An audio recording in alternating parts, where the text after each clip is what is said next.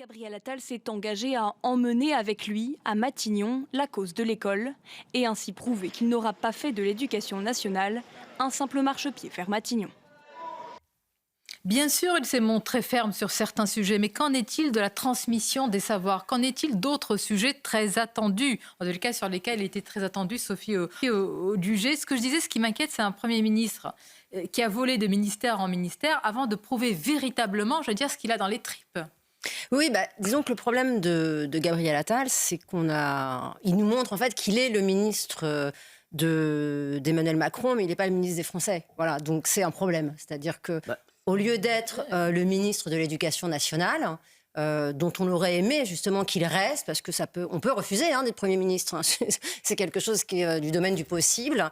Il aurait pu accomplir ce qu'il s'était engagé à faire, ce qu'il n'a pas fait. Donc évidemment, là, on reste tous un peu sur notre faim. Les premiers effets ont été des effets d'annonce. Il a été ministre en fait 4 mois, puisqu'il a été nommé juste avant les vacances scolaires. Donc on ne peut pas dire non plus que ce soit la période la plus active de la période scolaire. Sur la baya que tout le monde a saluée, évidemment, il a donné la réponse que tout le monde a attendu de Pape Ndiaye, mais que Pape Ndiaye n'a jamais donné. Et donc là, c'est pareil, on est quand même dans on va dire, une manière de fonctionner qui est en réponse au sondage. Je veux dire, 99% des Français demandaient qu'il y ait une position ferme sur la baya, 100% des chefs d'établissement le demandaient. Il a juste dit non. Voilà, donc il a eu le mérite de dire qu'on pouvait dire un non à l'éducation nationale. Ensuite, il a affirmé au moment où on recevait une succession de résultats catastrophiques sur l'école, je le rappelle, les résultats catastrophiques des évaluations de 4e en maths, ensuite l'effondrement de PISA. Il a dit attention, on arrête le massacre, on va revenir aux enseignements fondamentaux, ce qu'on dit depuis 15 ans, si vous voulez. On va revenir à l'instruction, on va revenir au redoublement, on va revenir à la valeur des notes. Mais ça, il n'y a rien de nouveau, tout le monde l'attendait. Donc il a eu le mérite. J'aurais juste finir. Attendez, pardonnez-moi. Est-ce qu'on peut quand même, parce que moi je le reçois très souvent, mais j'aimerais qu'on n'oublie pas ce qui n'a pas été fait, parce qu'on salue ce qui a été fait, mais j'aimerais qu'on voit aussi ce qui n'a pas été fait. Non mais attendez, quand même. Oui, mais son argumentaire. Quand même, est-ce qu'on peut quand même répondre? Pardon. Voilà. Alors, et moi je veux dire que si effectivement il était possible de faire quelque chose qui soit efficace pour l'éducation nationale en 5 mois, alors pourquoi nous ne l'avons pas fait? Je crois qu'il faut plus de 5 mois. Je finis. Également, la plupart des gens du terrain le redisent. Il y a un problème d'attractivité du métier. Il y a un problème de formation des enseignants. Les enseignants qui sont en poste ne sont pas tous au niveau. On a quand même eu sur l'OCDE quand même des chiffres catastrophiques qui montraient que près de 40% des enfants scolarisés en France n'avaient pas un prof au niveau, etc. Mais c'est important que Donc, ce tableau... C'est dommage que cet homme qui avait de la poigne et pouvait peut-être faire quelque chose aille faire autre chose et tourne le dos finalement. C'est quand même un problème qu'on ne puisse pas aujourd'hui émettre la moindre réserve sur ce qu'a fait Gabriel Attal au motif qu'effectivement il a donné, d'un point de vue de la communication, des marqueurs très forts avec des symboles qui convenaient à tout le monde.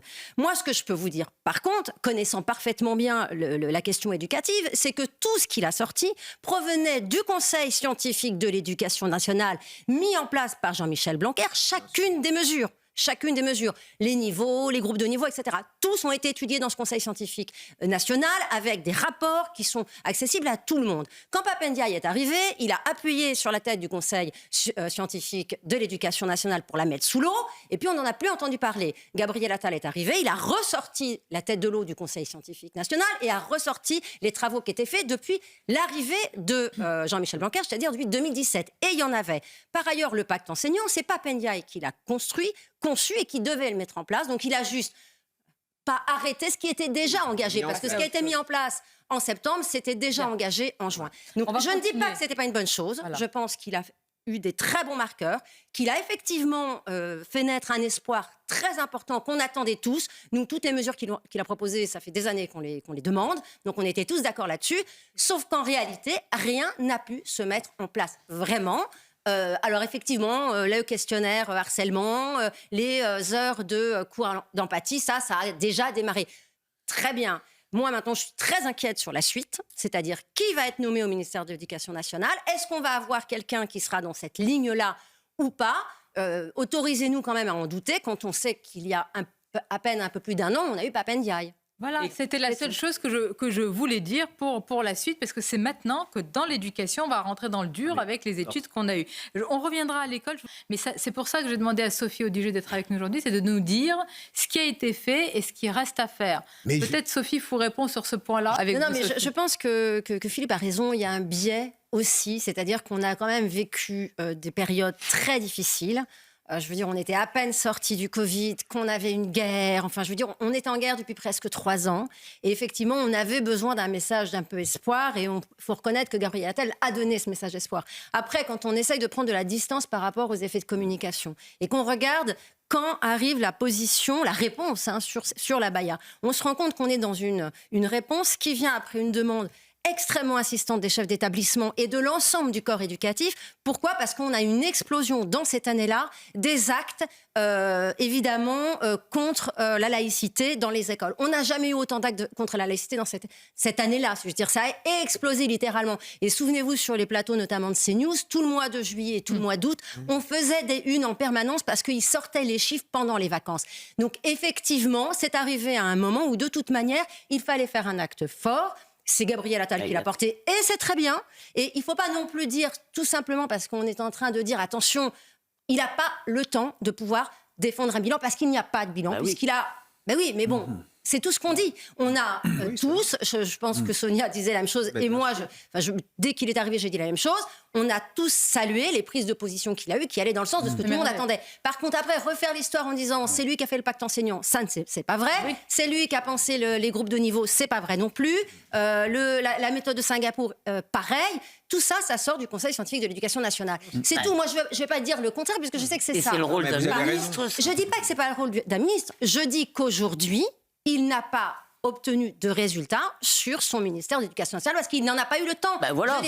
Mais j'ai jamais dit qu'il a été mauvais, j'ai jamais dit qu'il n'était pas à sa place.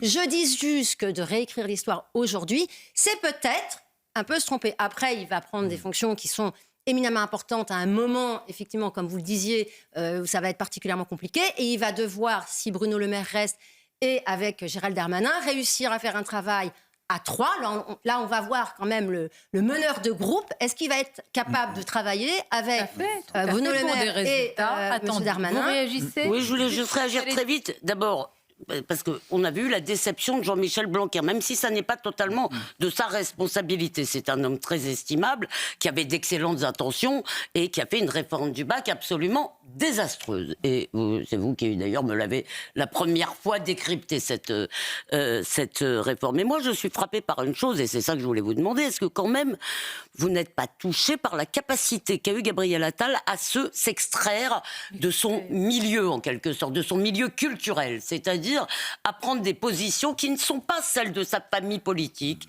qui ne sont pas celles de son... sur l'islamisme, sur les groupes de niveau, sur le fait que le rôle de l'école n'est pas d'abord de réduire les inégalités. Tout ça est important. Voilà. La réponse de Sophie. Alors, je ne crois pas du tout. Je pense que justement, Gabriel Attal a montré qu'il ne s'extrait pas du tout de son milieu, puisqu'il a proposé de faire ce que tout le monde a envie de faire à l'école, c'est-à-dire l'école alsacienne, pour tous les enfants de France, et notamment ceux des milieux les plus défavorisés. Donc je ne pense pas du tout qu'il se soit extrait de son milieu. Je pense que c'est un jeune homme qui a eu la chance d'avoir une instruction de très très haut niveau, qui l'a emmené là où il est.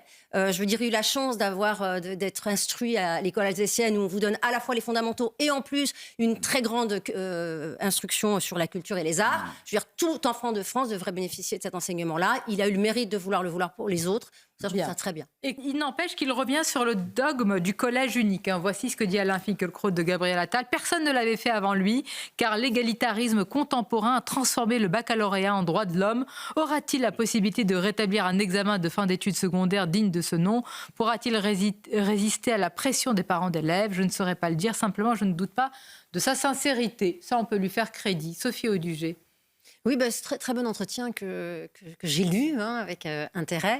On retrouve ce qu'on aurait pu tous dire et penser avant qu'ils partent. Oui, avant hier. Avant-hier, voilà. Après, moi, bon, je ne vais pas me répéter, mais oui, il y a quand même beaucoup de choses qui étaient déjà dans les tiroirs, beaucoup de choses qu'avait mis sous le tapis Papa Ndiaye quand il est arrivé, qu'il a repris et remis sur la table. Mais je pense qu'on partage complètement avec Kevin le drame, en fait, de l'abandon par la gauche et la droite, d'ailleurs, républicaine aussi. Et même de la destruction, c'est ça le pire. Oui, de la destruction de l'école par cette gauche qui, normalement, devait être portée par les syndicats enseignants et qui ont saccagé l'école pour faire un outil politique.